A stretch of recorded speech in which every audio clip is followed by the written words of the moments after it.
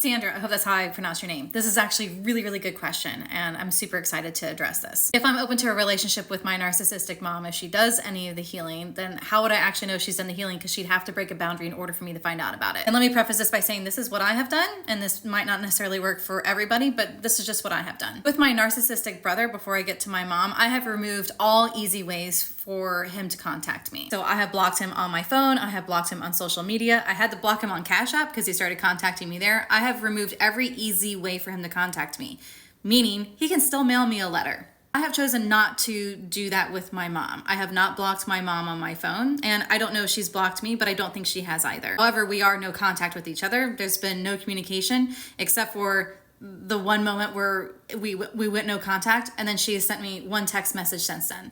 And I like to share that, so I'm going to dig into that. For some context, leading up to this, I had gotten engaged. I was going through the process of getting married. I was a couple months out from getting married, and she had also been recently divorced. And one of the things that she was going to give me, she never phrased as a wedding gift, but she wanted to give me her old wedding bands. The way she phrased it was basically giving me some portion of my inheritance before she dies from the husband she just divorced. And mind you, I was getting ready to get married and was getting my own wedding band. So anyway, that's just the context that you're going to need to have. I had also suggested to her that I would like to get pictures done with her since I was eloping, and I wanted to have a picture made with her in my wedding dress. And she was contributing nothing to the wedding. She never offered. And she declined to attend my wedding on multiple occasions when I asked her to. Around Mother's Day last year, she found out about my TikToks, and you can imagine the chaos that ensued.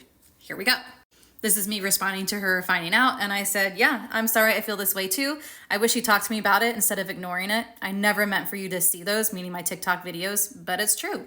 I love you, but sometimes the things that you do are very hurtful. You told me when I came back into your life that you were addressing this in your therapy, and so I trusted that I wouldn't get hurt again. But the last 2 years have been really hard and hurtful. I've tried to talk to you about it, but you just say that you don't want to hear about how you're a crappy mom.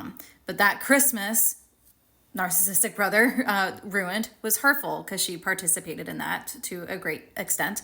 That Thanksgiving, when you cussed me out, was hurtful. When I came and helped one of my younger siblings moved, and you told me that when you cussed me out and told me you never want to speak to me again, that was also hurtful. Me asking you 3 times to come to my wedding, you declining basically because I asked you not to tell my narcissistic brother, was outright painful. You telling me the other day that you had planned a 2.5-week vacation to Alaska right before my wedding, which was in Hawaii, instead of coming to my wedding, left me sobbing on my couch, totally inconsolable to my now husband, who did everything he could to help me through that moment.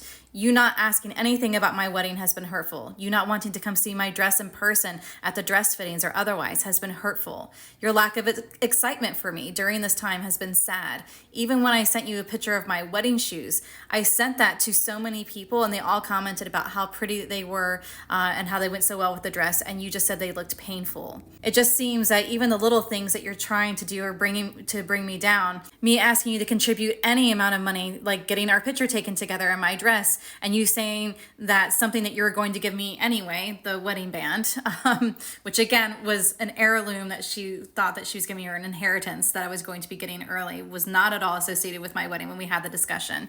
That was a wedding present enough, and that was both hurtful and untrue. You were planning on giving me those rings regardless, and wedding presents should be for the couple, not just for one individual person. Again, it was phrased to me as getting some of my inheritance before she passes on. I feel like I'm the only one fighting to have my mom care about the fact that I'm getting married, and it makes me sad. My now husband has held me many times sobbing over the past year over this. I have deliberately sent you over softballs to give you opportunities to celebrate with me and to be happy with me, and it never happens. I don't say any of this to hurt you. I just want you to get help, and I still want you in my life. I hope that you still want me in your life. But if I can't tell you when and how you hurt me and feel like it's a safe space, it makes it really hard. I want you in my life more than at the surface level, and sometimes that means having tough discussions. I'm up for it if you are.